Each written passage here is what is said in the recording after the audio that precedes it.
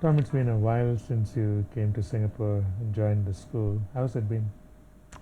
Great. No, it's been a great adventure. I mean, I've really had a blast, and So, what made you make the distance, come here and come to Singapore? it's a complicated answer. I was at a point in my career where I was looking for some other challenges, and Victor Zhao, who was then the chancellor at Duke, approached me with the opportunity of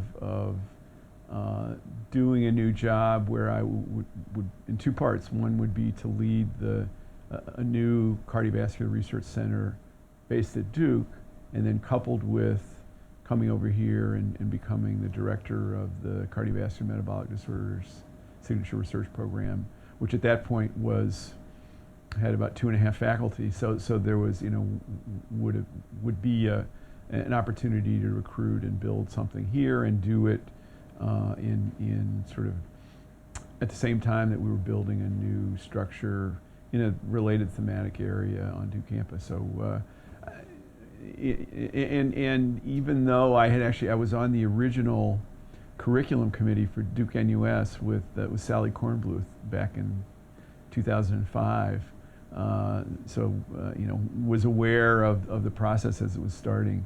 Had never been to Duke-NUS and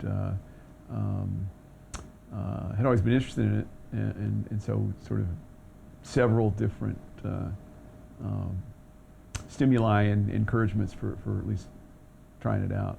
So, Victor didn't have to twist your arm too much. Well, not too hard. Not it too was hard. not. No, it was still a little bit, but. So, was there any surprise when you first came on board? I was surprised at how, what an amazing enterprise this was. I mean, and how far it had developed, and just the facilities and the quality of the scientific community here. I mean, this was 2010 is when I really started here. 2009 is when I first came over to visit, and it just wasn't on my radar screen, and I had really was astonished at how much progress you had made, and all of the exciting things that were going on campus. So once I got here, it was pretty obvious that it was a pretty great place to be. Because I think when you came in, you really had to start essentially from scratch to build a cardiovascular metabolic program. Yes. So, what were the challenges? What did you think? I thought the challenges would be, recruiting, high quality, top world-class scientists into the program, which was really our vision for doing this, our vision together for what we're going to do. And that turned out to be surprisingly easy. I mean, I think, so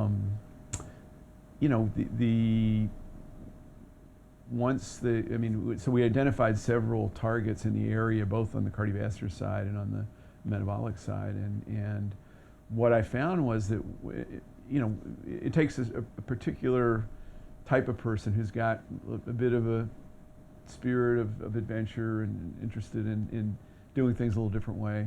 But once they come out here and see the opportunities and understand the resources that are available, and really can have enough imagination to be able to understand what they could do with their scientific programs once they get here, it was very easy. I mean, we had, so within about 2 years, recruited 8 or 9 people, and then a couple more after that. So you more or less filled the program. Yeah, no, exactly. I was really concerned that I was going to get in. How do you talk people into moving halfway around the world to uproot, bring their family, and start or reestablish their laboratories in a different place? But that turned out to be surprisingly easy.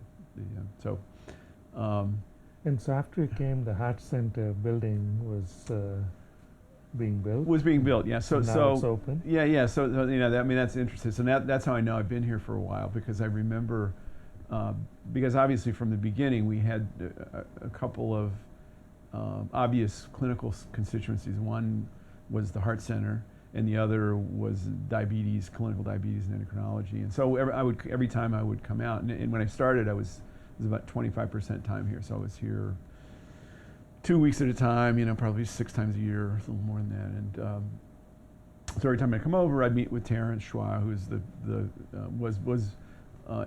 in the queue to become the Heart Center director, and he would always, part of the visit would always include, he'd roll out the plans and say, oh, here's our new Heart Center, and we're going to have research space, and it's going to be a great place to collaborate.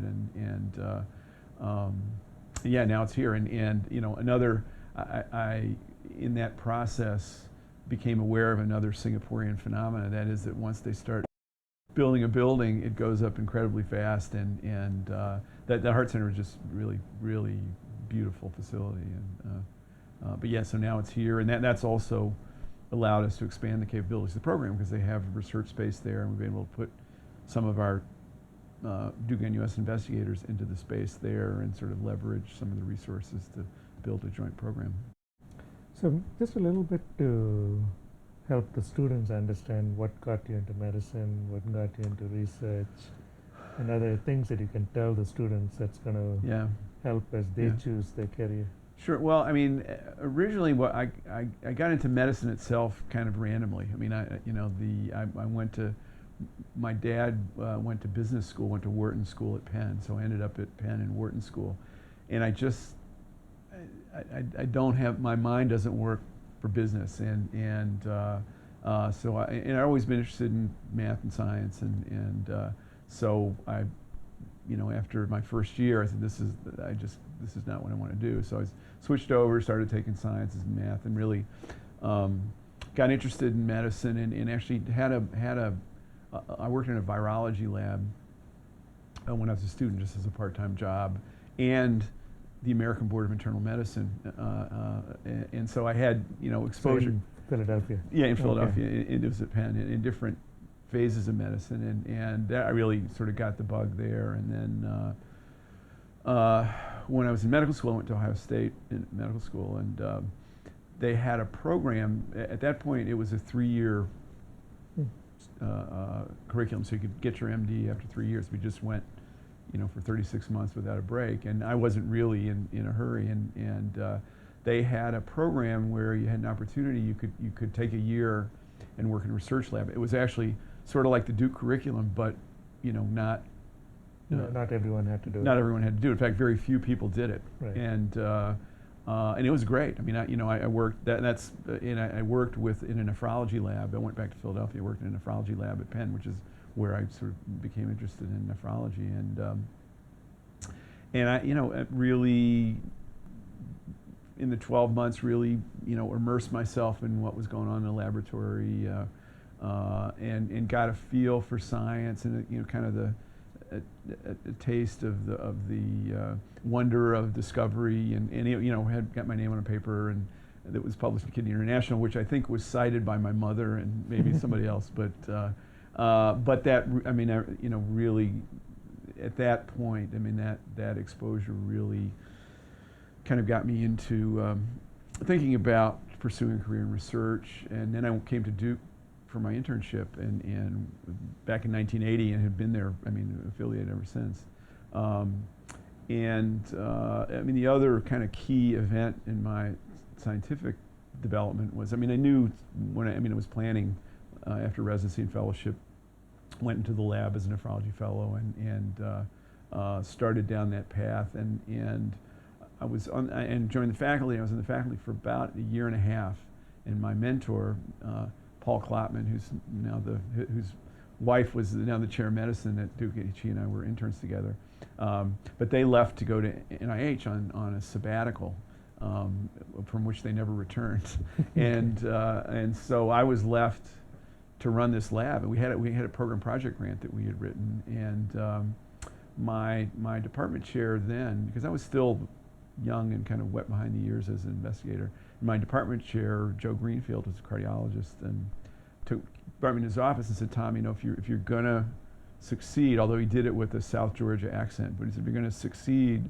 in medicine and research, you're gonna have to get some more tools in your toolbox. So you've got, you know, I had a career development grant from the VA at that point, and he said, you know, you just take a year, go to another lab, you know, some more basic science lab, learn some more basic techniques. We'll pay your salary for the year while you're gone, and you know, when you come back, you'll be in a much better position to, well trained and a position to do multidisciplinary transdisciplinary science, which is really the wave of the future, which he was right about. So it just so happened at that point that Oliver Smithies, who went on to win the Nobel Prize in 2007 for development of gene targeting using embryonic stem cells and homologous recombination, had just moved to Chapel Hill. And so I called him up, said, "Can I come over and work? And you won't have to pay me."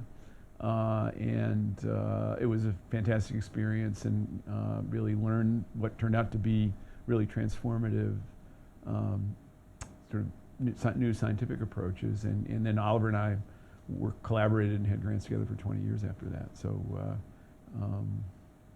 it was, yeah, I mean, a combination of just serendipity, being in the right place at the right time, but when I had the opportunities, really focusing and engaging and immersing myself in the opportunities. So you might have been a businessman running everything. Yeah, right. No, I don't think so. I think I would have been a failed businessman probably. I just, that just didn't work for me very much.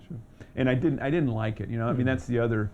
So you know it very quickly, you said. Right? Yeah. And I mean, that's the other key sort of piece of career advice is that in medicine we have lots of opportunities to do different things, and I was able to pursue a path to do something that I loved, and it wasn't just look forward to going to work every day, and so feel very fortunate about that. So is there a story of how you landed at Duke and not somewhere else?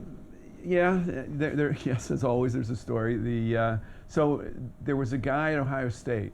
So it turns out that in medicine, internal medicine, there's been this sort of long-standing connection between the departments of medicine at Ohio State and Duke. So there's a guy named Jim Warren, who's a cardiologist, older cardiologist, who was the same generation as Gene Stead, and they were friends. And I think Jim, he did one of the first heart catheterizations at NYU, and so it was a kind of a pretty famous guy in cardiology world. And then subsequently, the people who got sent back and forth, and one of those guys was a guy named Earl Metz, who was he's a hematologist, oncologist, and he had been one of Gene Stead's chief residents in medicine, and then went to Ohio State, and so he happened to be my attending when I was on medicine, and got to know each other, and so the secret of getting into Duke from Ohio State is to get Earl Metz to write a letter for you, and Earl wrote my letter, and that's how I ended up there. And it's great. I mean, I've never regretted that choice. See, did he grow up in the South? Or? So I grew up all over the place. My dad was a part of the military-industrial complex, and he worked for Union Carbide. And so, I was born in West Virginia and then lived in Tennessee, Ohio, Puerto Rico. I actually went to high school in Puerto Rico, and then Philadelphia after that. And I mean, I was growing up. That's many places. That's why it was really unusual that when I got to Durham and Duke, I stayed there for 35 years. So, but yeah, so I had a sort of a varied background. And home has been Durham right through. For 35 years. I mean, that's home. And your kids are there. Kids born and raised there, and they're grown up now. But I still have two who still live in Durham, and 3 sons. 2 are in Durham, and one's in Georgia in graduate school. Anyone else follow you on the medicine track? Or? No. My oldest son's a professional musician, and then the other 2 are still. One's probably going to be a statistician in bioinformatics, and then the other one's still a little bit undifferentiated. Okay.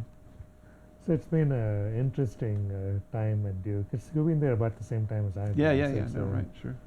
So let me ask a little bit about, what's happening here in Singapore in terms of biomedical research and where things are going. What do you think are the next 3 to 5 years that Duke can play a role in, not just in this campus, but beyond this campus? Well, I think in a lot of areas. I mean, obviously the place where we're really poised, I think, to make or continue to make contributions is in translational research that extends into the clinic and influences what happens to patients. And I mean, obviously we're well along that path, but I think as we have and continue to increase and develop our integration with Sing Health and have the Joint Academic Medical Center, and the connections that have been made now really between our basic discovery programs and clinical programs within Sing Health, that I think we're really poised to make some practical advances in areas that will impact Singapore through affecting people who come to the hospital or have medical problems, or as well as to influence the systems of care in ways that can improve the population health. So I think that's a major area, and then in addition, through some of the things that you've done while you're here, while you've been here, is to get to that additional step of commercializing our discoveries, which is a big bottleneck everywhere. And I think, I've been very impressed with how quickly the Center for Technology Development has really gotten up and running and really moved things forward. And so I look forward to, I certainly will continue to support and enhance those activities, but I really look forward to what we can do in that direction to really get some spin-offs and also have a positive economic influence in Singapore and beyond. So maybe a little bit on what the students want to know, which is why should they be physician scientists and why should they develop a career path in that in Singapore, and is it viable for them long term? Yeah, well, these are good questions and questions that students should be asking, and that we've certainly been, and you've been asking and trying to answer from the leadership point of view. I think that's the other exciting thing, is that a lot of the groundwork is in place and has been done to actually now make it possible to really, from the standpoint of being a resident to that 15 years to get to be, or whatever, 15, 20 years to get to be a principal investigator. The infrastructure has really been built and is in place so that you can actually see that path. From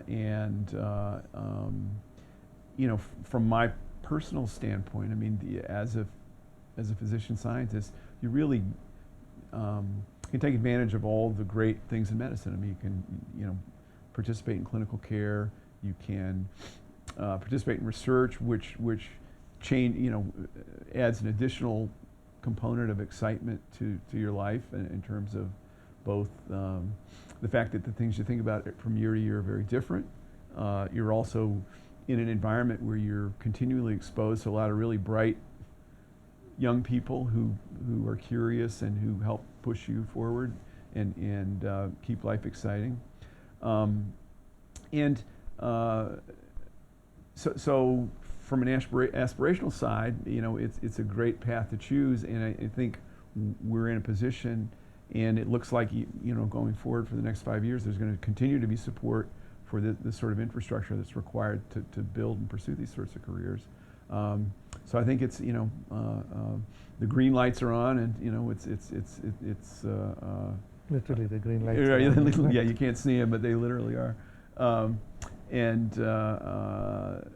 So I think it's an exciting opportunity for our students, and not everybody's going to take that path, and some may start on the path and veer off and find other exciting things to do. But I think that's the other area of opportunity, excitement in Singapore now is there will be leadership jobs and jobs in education and opportunities to have an academic career, whether or not physician scientist is going to be the final part of the path that you decide to pursue. Yeah, but you see a positive signal from the environment for them to go Oh, forward. absolutely. No. I think if you look at, and again, this is, compared to in the U.S., for example, where as a physician who's interested in pursuing a career in research and pursuing a career in science, there are many opportunities and programs that are designed specifically to help you develop your career. So it is. I mean, it's the kind of nurturing, encouraging environment that doesn't exist in many other places, at least to the extent that it does here. So a little bit about where we want to go in the future. I think we've overlapped now for a little year and a half almost. Yeah, yeah. And I think you have a very good sense of what the job is and what the issues are. Yeah. There are faculty now from many different backgrounds and orientation inside the school. So some of our faculty are the people who came on board early on, and many of them are basic scientists and have really played a role in getting the school off the ground, putting us on the map. What would you like to tell them about your vision for the future? Well, I mean, I think they're obviously a critical key part of our research portfolio. I mean, and really, are the engine that drives research here at Duke-NUS. And I think, one of the things that characterizes our group of basic researchers is that they're interested in clinical applications, and so that the evolution of the Singapore research environment allows them, again, almost unprecedented access and opportunity to take their basic discoveries and move them forward in a way that they can impact humanity, and we will continue to do everything we can to not only support their ability to do cutting-edge basic research, but also to maintain and enhance these sort of pathways and mechanisms to help them move their research forward, and whether it's to help them collaborate with somebody to make a drug, to develop a commercial application of their or a diagnostic application. I mean, I think that's to me one of the real exciting features of our basic science research program. So it's not, anatomy and biochemistry for anatomy and biochemistry's sake. Not that that's fine, and there are certainly there's a place for that in the broader scope of science. But here, this ability to work on an important problem related to human disease and have it move from your bench out into a place where it can help people is and I mean, my goal would be to maintain and help do that better. So the other large constituency we have is the academic medicine community. I think in 3 years we've had a pretty rapid growth. Almost 1,000 odd faculty have come on board, and for many of them this is a new journey, and there's always worry: are we going to sustain it? Is this viable? And there are educators and there are researchers and would-be researchers. Again, what's your thoughts about it? Where do you think they will be 5 years from now, and your sense of the collaboration with SingHealth to make it go forward? Yes, I mean, frankly, if I view where most of my effort is going to be spent over the next 5 years, I would say is in that area, in continuing to grow and build and integrate our academic medical center. Because I think, in my view, the successful development of that entity is critical for our own success as a school, and for our ability to do all the things that we've been talking about as a school, both from a research side and as well as to educate our students appropriately, as well as to be certain that we have the right environment for our students once they finish school, do their house staff training, and then move on into what really is the longest part of the journey for a physician scientist, move through the academic medicine to get their research training and develop their research programs. So, everything that we want to do as a school really depends on this continued successful development of an academic medical center. I mean, we have great partners, which is critical for this kind of a building process. I've been amazed at first standing in the sidelines and now sort of jumping into the middle of it at how quickly this has evolved, but not just fast and good. I mean, so how quickly, but the sort of quality that's been associated with this growth and integration. And it's, it hasn't been easy, and it's not, there are going to be issues going up, because you're talking about a medical center with 20,000 employees and lots of, that has a lot of missions and responsibilities but I think what I hope we can continue to be is a positive influence and catalyst for for the vision of really making this a world-class academic medical center. And as somebody who grew up in that kind of environment, I mean, I understand the value. I really truly believe that it's essential for everything that we believe in as physicians and the things that we'd like to achieve here at the school and for our students. The other big focus is the education mission. Yeah. And it's come again a long way in a short period of time, but they also have to go to the next phase in their evolution. And I think they would probably like to know what you think and where do you feel they need to keep their focus and where do they go? Yes. Well, so I think, I think where, if you look at medical education, the place where there's opportunity for more innovation and interesting enhancement is in the clinical part of the education. I mean, where we've largely done bedside rounds to learn clinical medicine pretty much the same way for 50 years plus. And I think, and I think our education group, our team, which is fabulous, are thinking creatively and looking outside at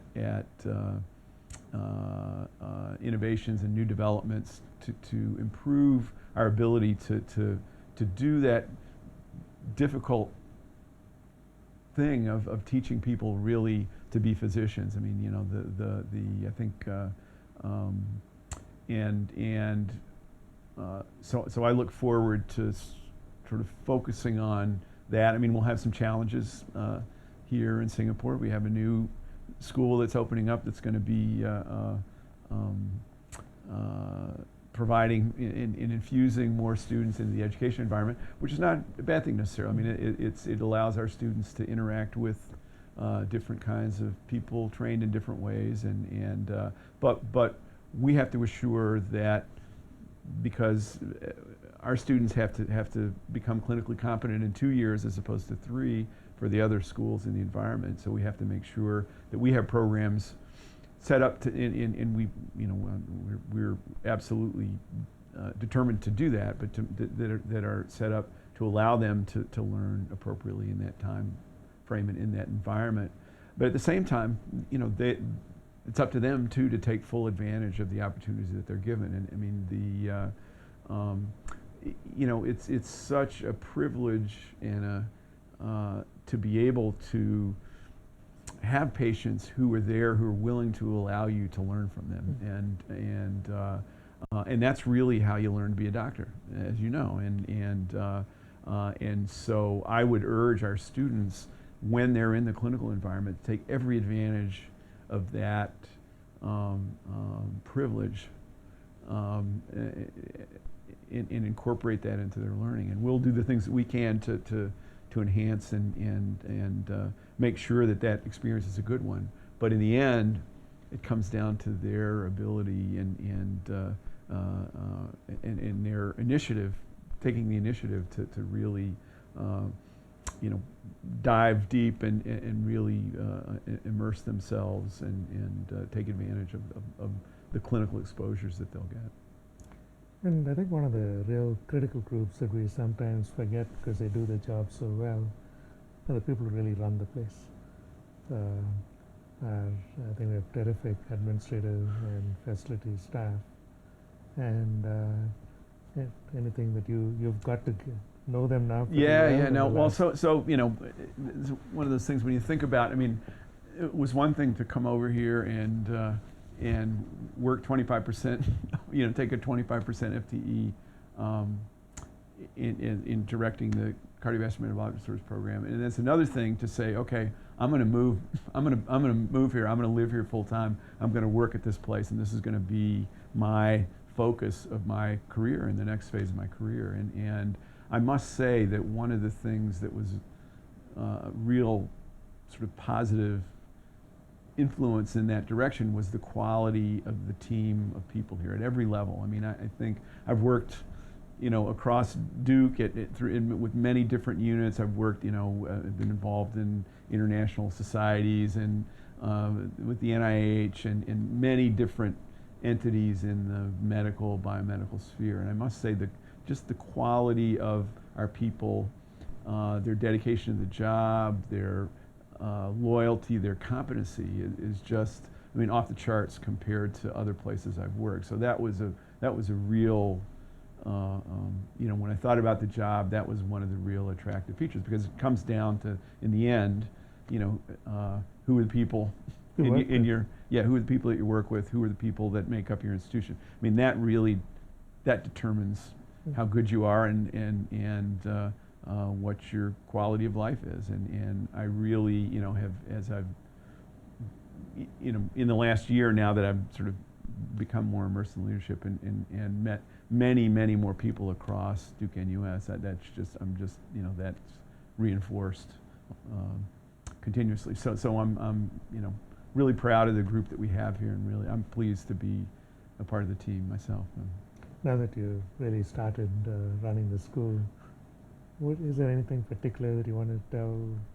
Because I think people want to know you, and this is much of getting them to know you a little bit. Yes. What do you want to tell them? Well, I think, I mean, I would say that you know, there aren't going to be any major changes to start with. I mean, they haven't actually given me the keys to the car yet. You know, that's going to happen pretty soon. Very soon. But you know, I'm going to spend the first, you know, 6-8+ months really continuing to learn the organization and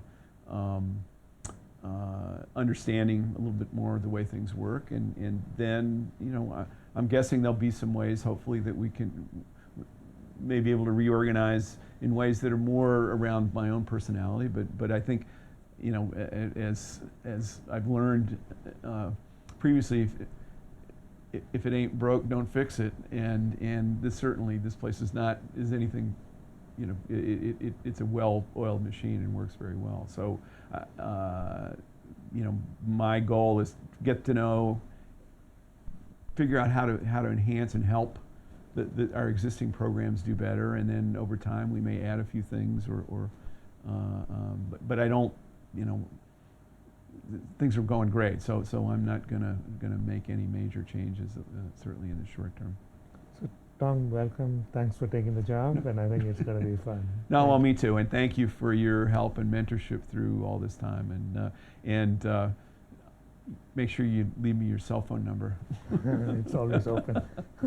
Thanks. Okay, good.